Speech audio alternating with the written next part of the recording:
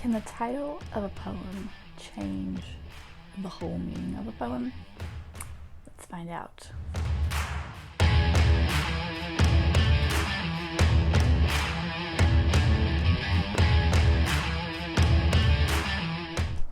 Good morning and welcome to Lost for Words. I'm Sarah Woods, and today we are diving back into the poetry of Emily Dickinson, and we will be playing with one of her poems, playing with the meaning a little bit and switching things up to see what happens when you play with the title of a poem.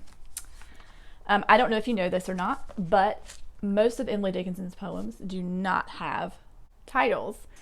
Most people, when they refer to her poetry, they refer to the very first line of her poem. And in my book, none of the poems have titles. They all have numbers. It's because it's a whole complete set of all her poetry. So yeah, she's very well known for not having titles, which is kind of exciting because it leaves the poem a little open, leaves the meaning a little more open than some poems that do have titles.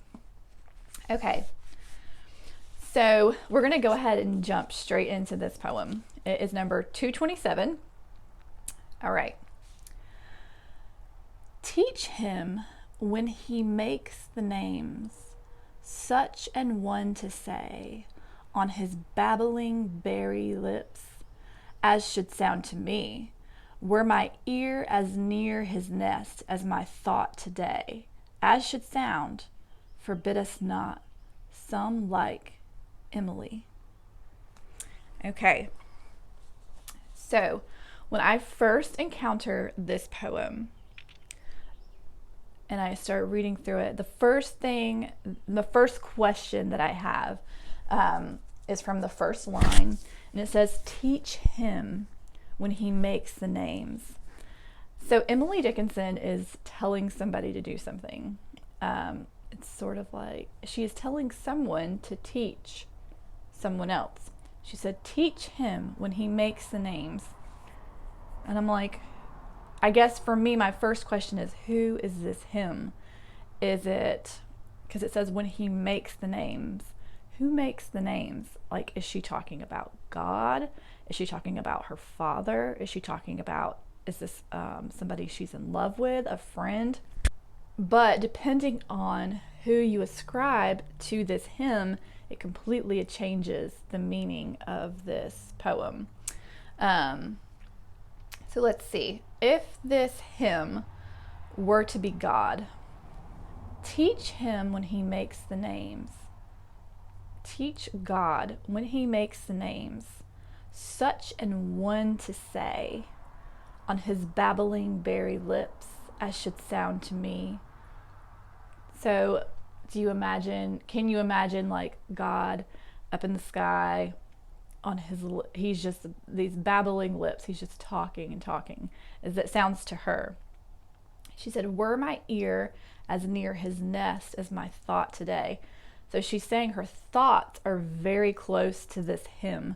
Is it God that her thoughts are near? But her ear is not, like her physical body is not anywhere near this hymn. As should sound, forbid us not, some like Emily. Actually, one of the reasons I chose this poem was because it had her name in it.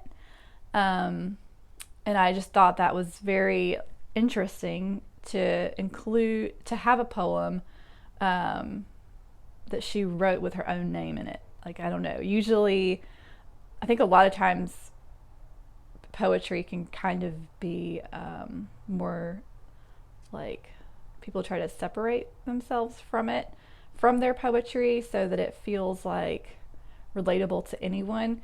And I feel like here, like, I don't know, there was something kind of cool to me about her name being included in this poem. And it's like she is saying, like, I kind of like my name, like, let's, that's what it felt like to me. Like, some people like the name Emily. So She is saying to these babbling-Berry-lips that I think it's like she would like to hear them say her name. Some like Emily. Teach him when he makes the name such an one to say. What is this one name she wants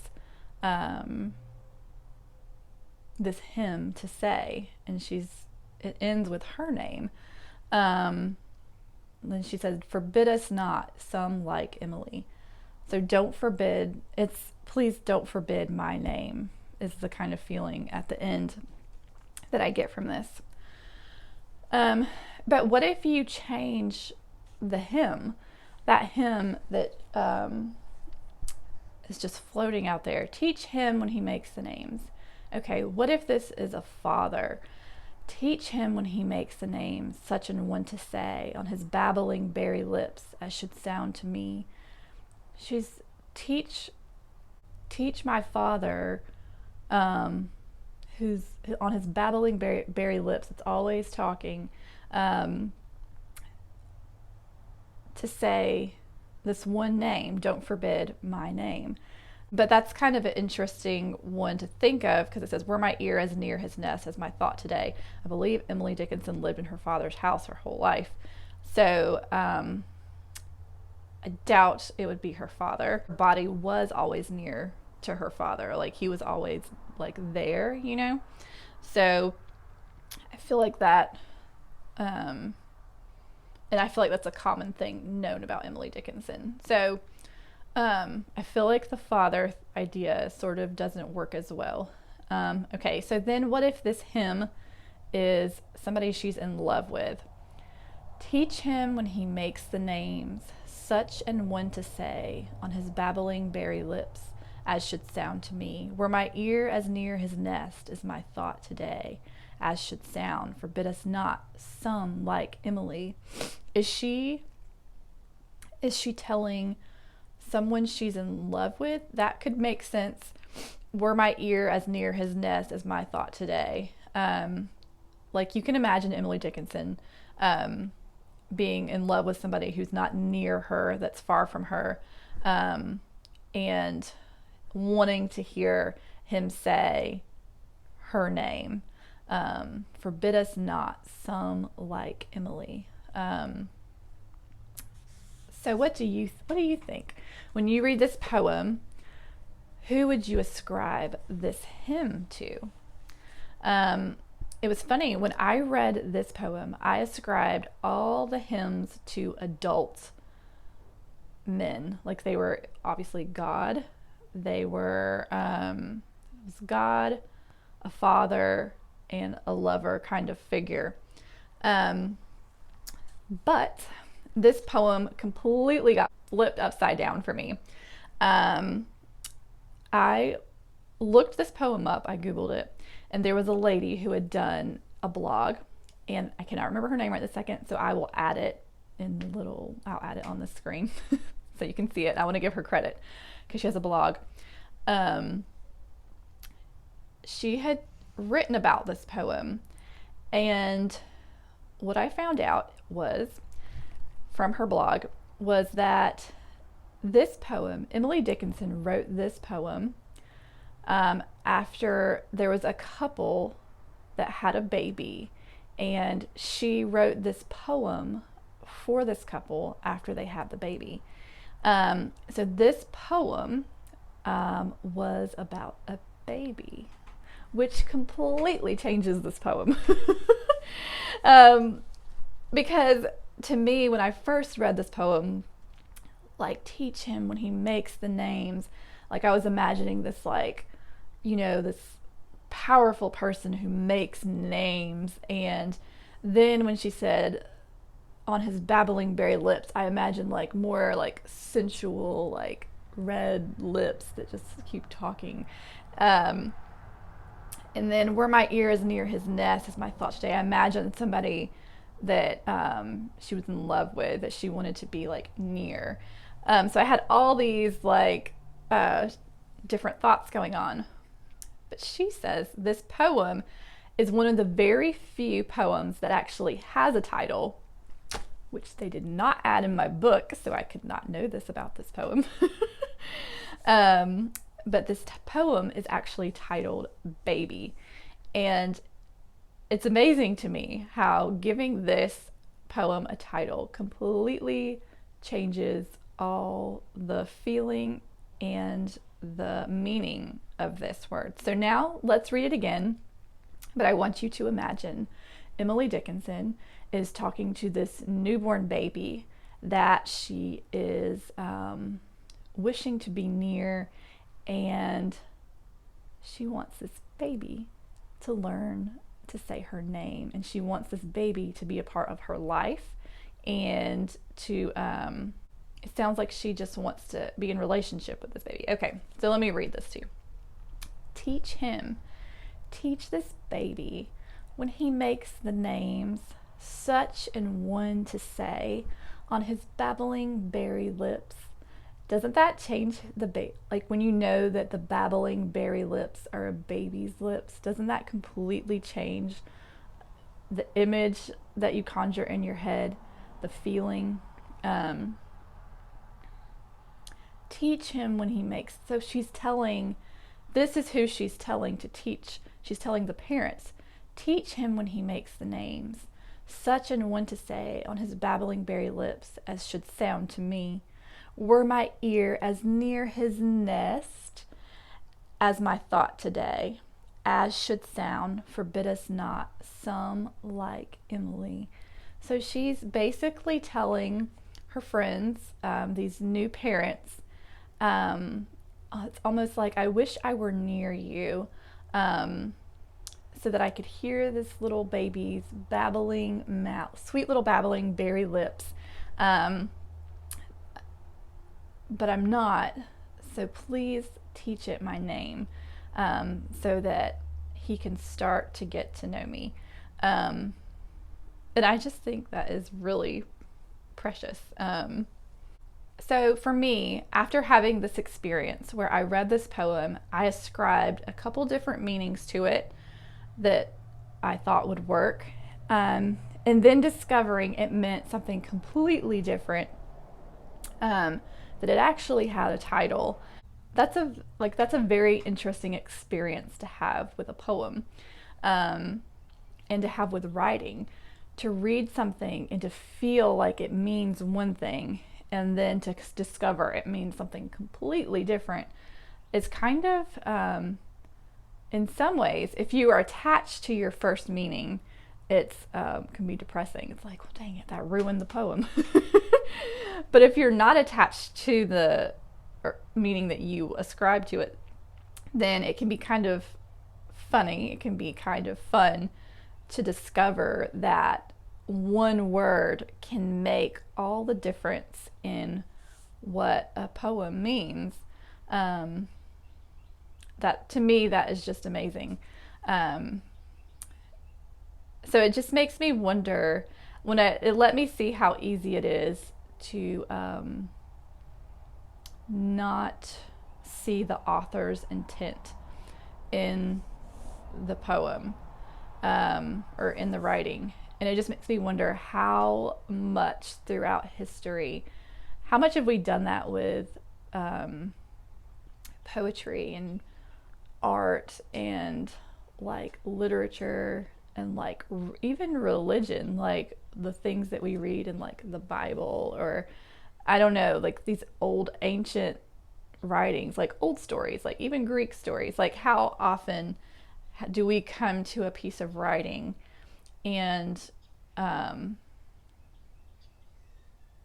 in our guessing and trying to understand something, we completely give it a new meaning because we don't have a complete picture.